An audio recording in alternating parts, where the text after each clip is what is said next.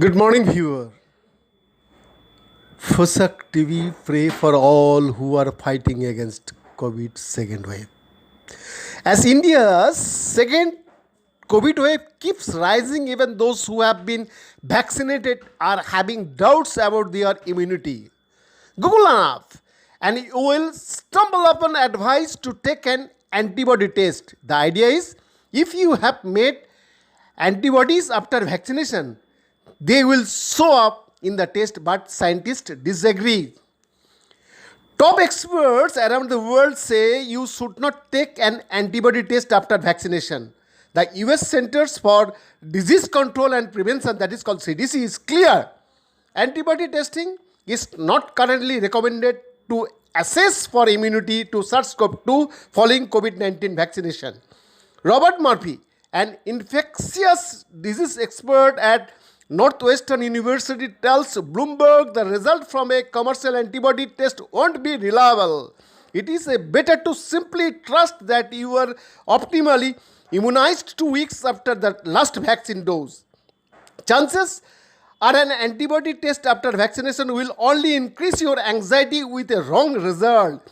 A vaccinated person is very likely to get a negative result from a serology, that is called antibody test, even if the vaccine was successful and protective. A Johns Hopkins Bloomberg School of Public Health note says, if antibodies are needed for immunity, why cannot an antibody test detect them after vaccination? That is because antibodies are of many types, but only some of them provide protection. On the other hand, each test is designed to detect only a certain type of antibody. Picture an antibody test as a magnet and antibodies as a mix of iron, glass and aluminum flakes. Your test will pick up only the iron antibodies, right? But what if they have no role to play in immunity? The coronavirus looks like a ball with spikes. If you get infected, your body makes different antibodies against all parts of it.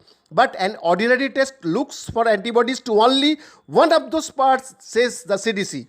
Some serology tests do not detect antibodies specific to spike protein at all, while others are specific for antibodies that target regions within the spike protein, like the receptor binding domain or RBD, says the Johns Hopkins note.